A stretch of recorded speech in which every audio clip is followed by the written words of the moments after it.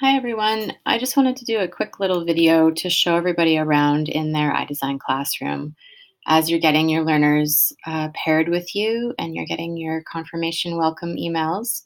I suspect that many of you are in the position now to start having meet and greets with learners doing iDesign with you.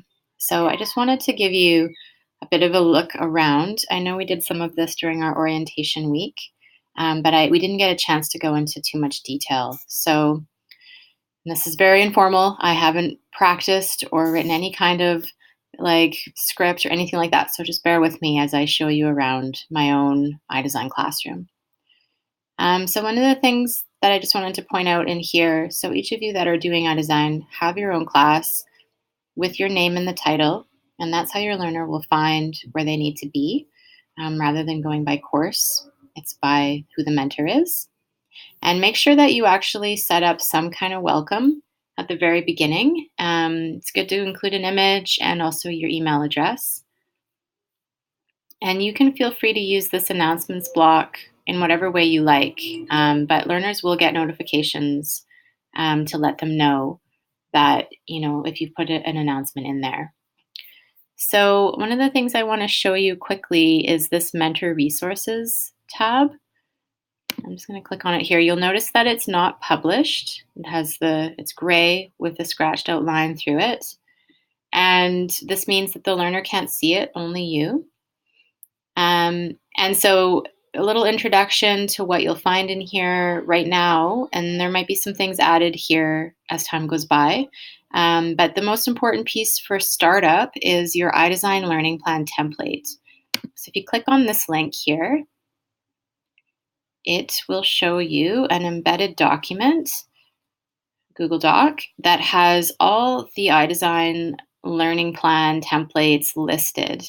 And so when you've been given a learner to sign up for an iDesign, so say they sign up for Art Studio 12 as an iDesign, you find it in the list, you click on the document. Oh, it's probably not going to let me do that. Hang on a second. So I do know that I have a little bit of difficulty with my computer these days in PowerSchool. So ideally and hopefully you'll be able to click on this link.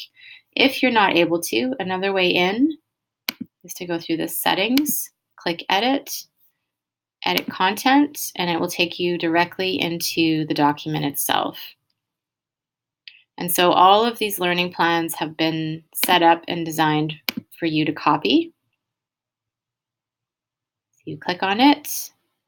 You'll notice the dates are out of date, but I can assure you these are for this year. And so create a copy of it for your learner, make a copy, add the learner's name, remove template from the title, and then share it with them. So that's one of the first steps you're going to want to take when you get a learner assigned to you. And that's where you'll find that information that you need is, again, in the Mentor Resources under iDesign Learning Plan Templates for Educator Copy. So that's an important piece. Now, let me just see, what else do I want to show you? So like all of our other self-paced courses, it's important to walk them through. There's the meet and greet connection, the learner engagement agreements are still important, and take a look at assessment. When you're working with them on their learning plan, let me just click on this. About your iDesign learning plan, what is a learning artifact, express your learning, consider your source. So these are all resources here. But this is the piece that you really want to direct your learner to. It's the iDesign ePortfolio, which is essentially a wiki workspace. And by clicking on this link, this is where they're going to come over and over and over again when they are completing their iDesign with you. So this is a really important page to orientate them to because it's their direct link into their wiki or their ePortfolio, as we're calling it in this course. There's a bit of some instructions here about how you could set up the ePortfolio, and you're welcome to even do this on your learner's behalf prior to coming into a meet and greet. When you notice, you can click on View Projects, and when you have a learner listed here, unfortunately I don't have any learners at this time, you'll be able to either view their wiki or start their wiki.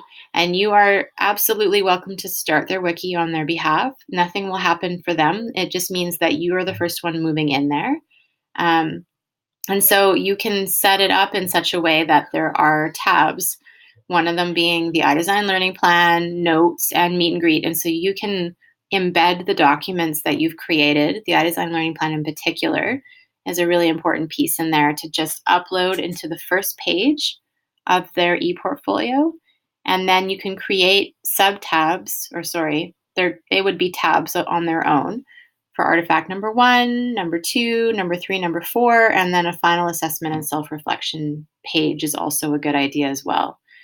Um, the other thing that I'd love to stress, and I would really like to show you some learner work, some example, but because it's a recording, I feel the permissions piece and the privacy piece is maybe it's not acceptable really, I think, for me to go in and show you learner work in a recording.